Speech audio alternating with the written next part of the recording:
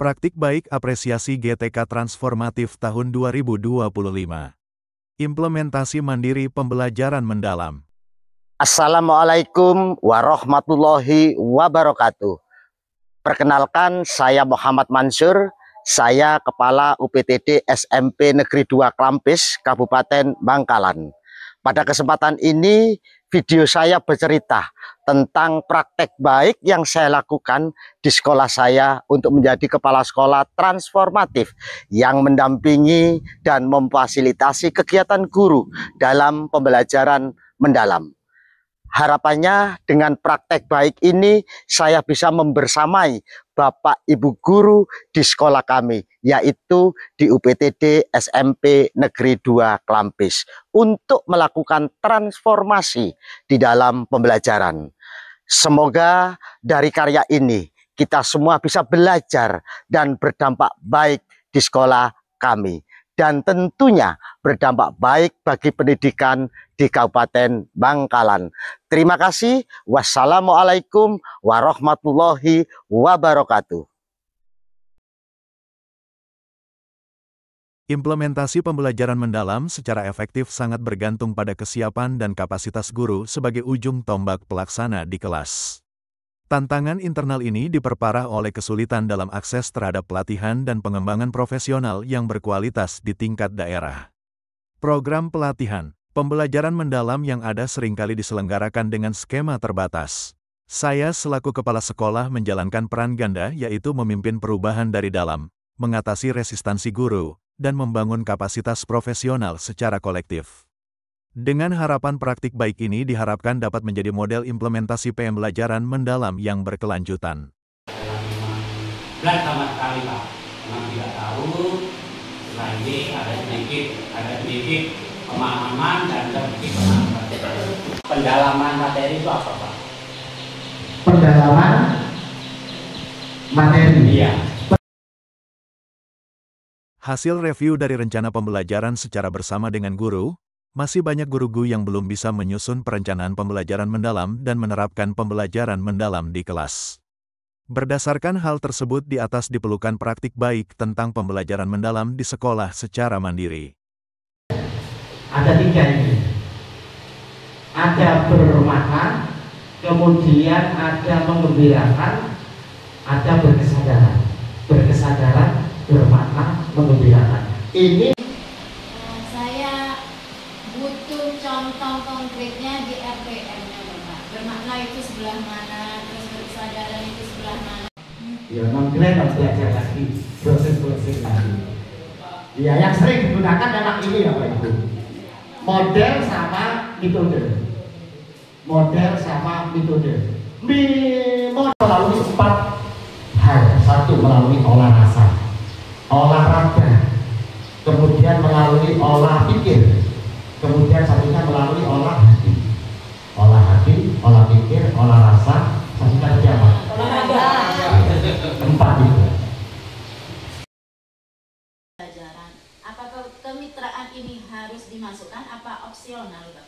Oh ya bisa. Jadi seperti yang sering saya katakan bahwa kemitraan dengan pemanfaatan digital itu kan opsional Bu. Jadi kalau ini Ibu perhatikan di sini bahwa kemitraan dengan pemanfaatan digital itu adalah opsional. Boleh kita pakai, boleh tidak, itu pilihan. Dalam pembelajaran bermakna itu ada memahami, kemudian ada mengaplikasikan dan merefleksi. Apakah dari 3 itu kita boleh mendahulukan yang nomor 2, yaitu praktek mengaplikasikan dulu baru memahami? Itu boleh tidak Bapak? Kira-kira? Iya, jadi itu kan di dalam pembelajaran mendalam itu benar, itu kan memang diharapkan anak itu memiliki pengalaman belajar 3 itu. Memahami, mengaplikasikan, kemudian merefleksikan. Seperti yang pernah saya sampaikan di praktek baik waktu itu kan, itu ada gambaran lingkaran, itu kan ada anak panahnya. Jadi anak panah itu menunjukkan bahwa itu urutannya. Jadi di dalam pembelajaran mendalam, anak itu harus diberi pemahaman dulu. Setelah paham, baru anak itu bisa mengaplikasikan, kemudian melakukan refleksi. Misalnya di sini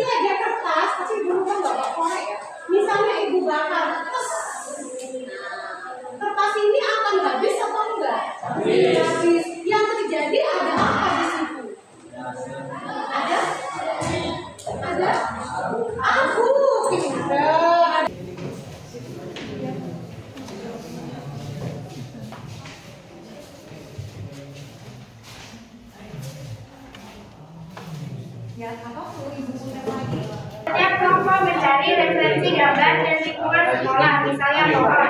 Nah, di sini kami memiliki referensi gambar yang ada di kelas ya. Contohnya. Siapa yang nomor 3? Nomor 3.